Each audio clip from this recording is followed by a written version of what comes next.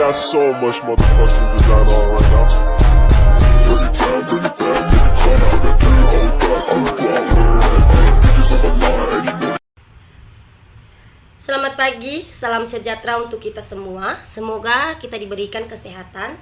Dan terima kasih kepada semua yang telah menonton video kami. Perkenalkan, kami dari kelompok 10 yang beranggotakan saya sendiri Seniman Hati Jebua selaku moderator dan pemateri yang pertama, dan rekan saya Gita Mori Sevira Boru Tarigan pemateri yang kedua, dan yang terakhir Hesli Irawanda pemateri yang ketiga.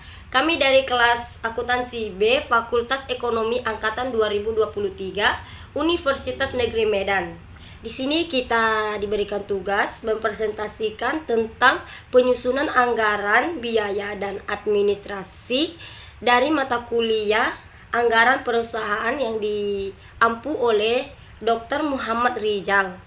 Baik teman-teman, langsung saja kita masuk ke dalam materinya.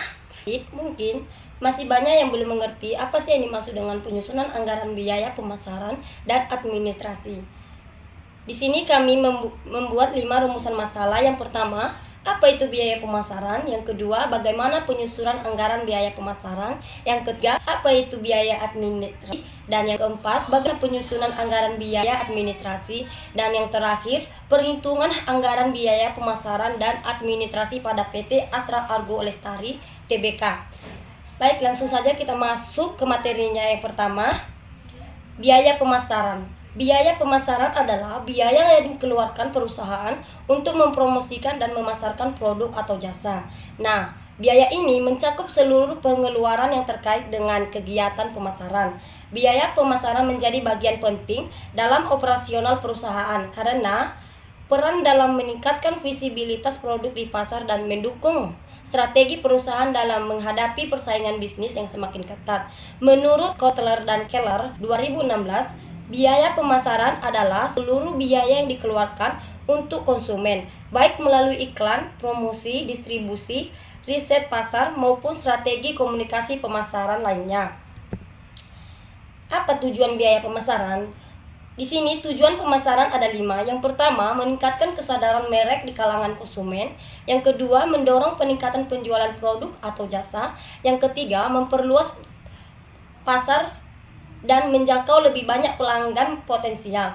Yang keempat, membangun hubungan jangka panjang dengan pelanggan.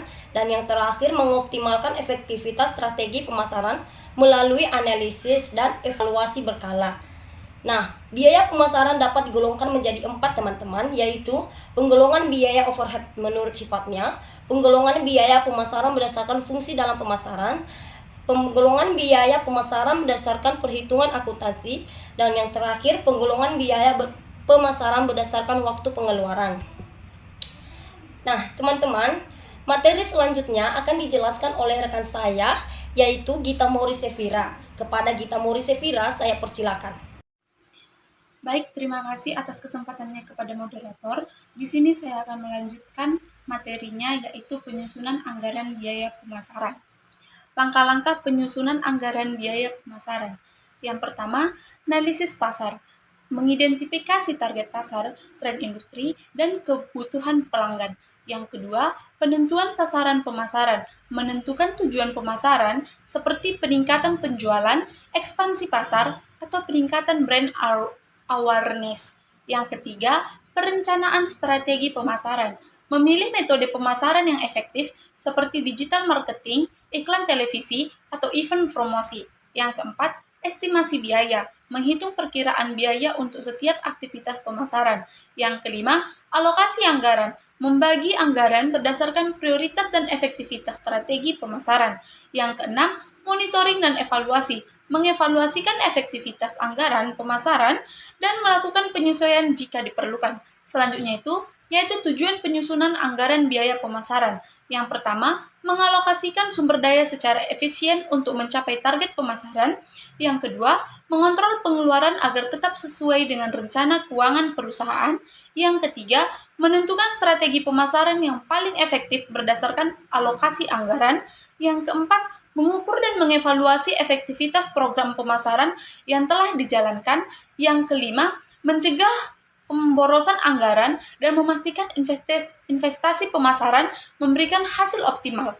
Adapun faktor-faktor yang perlu dipertimbangkan dalam menyusun anggaran pemasaran ada 6. Yang pertama, anggaran kondisi. Yang kedua, tujuan pemasaran. Yang ketiga, ketersediaan sumber daya. Yang keempat, efektivitas saluran pemasaran. Yang kelima, perubahan eksternal. Dan yang keenam, evaluasi kinerja sebelumnya. Di sini dapat kita lihat contoh soal penyusunan anggaran biaya pemasaran.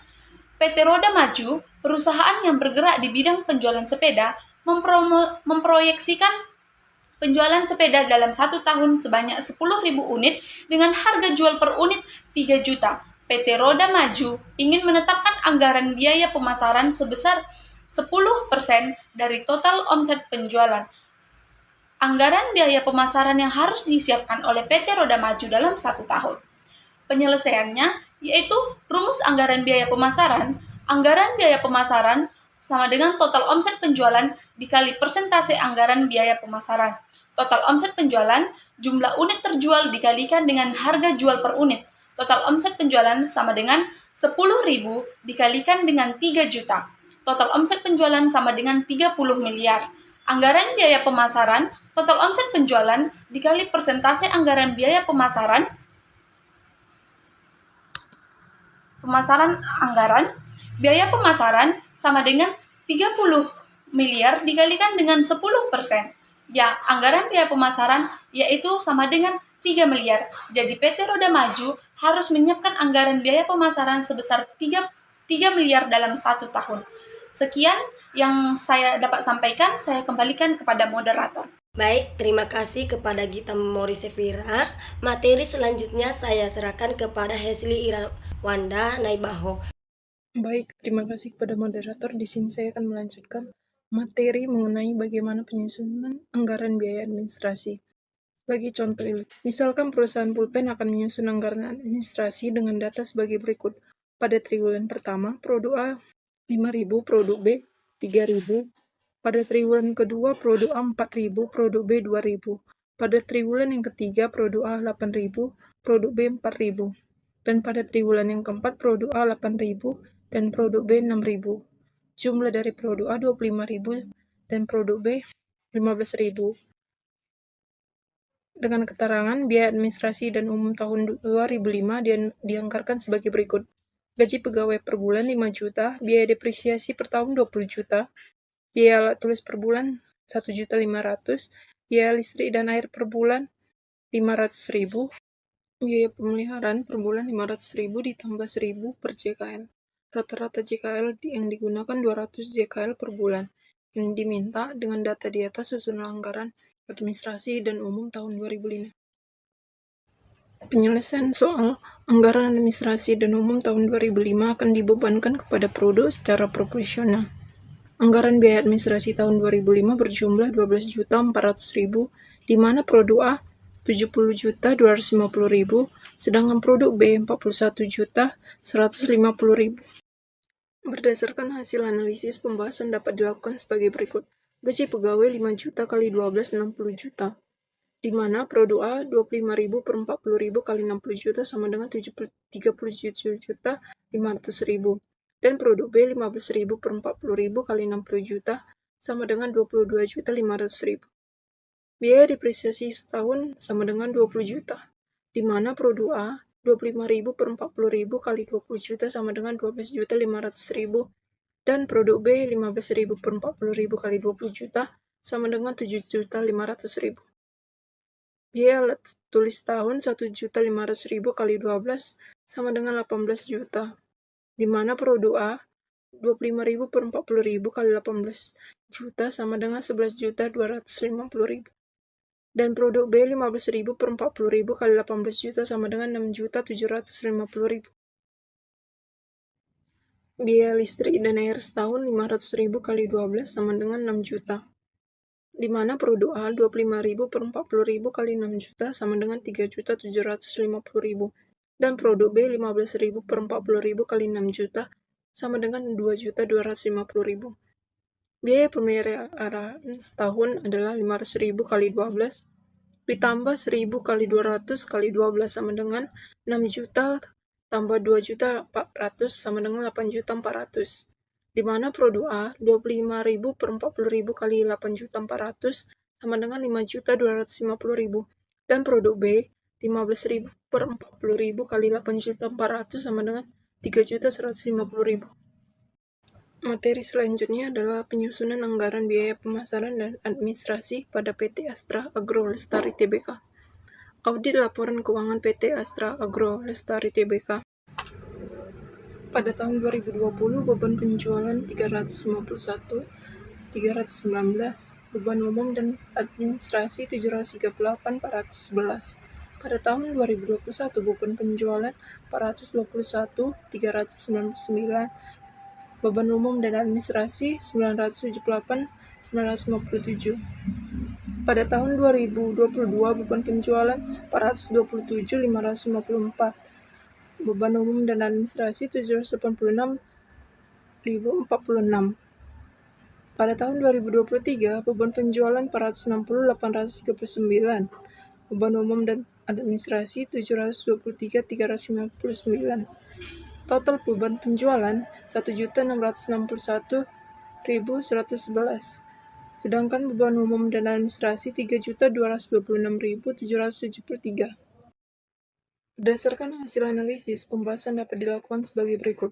Persentase pertumbuhan tahunan untuk biaya pemasaran dan administrasi PT Astra Agro Lestari Tbk dari tahun 2020 hingga 2023, pertumbuhan biaya pemasarannya pada tahun 2021 menambah 19,95%, 2022 bertambah 1,46%, 2023 bertambah 7,78%.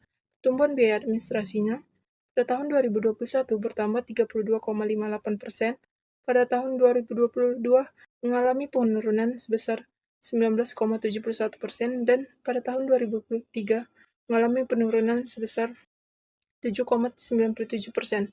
Dari data ini terlihat bahwa biaya pemasaran terus meningkat setiap tahun, sementara biaya administrasi mengalami kenaikan signifikan pada tahun 2021, tetapi kemudian menurun pada tahun 2022 dan 2023.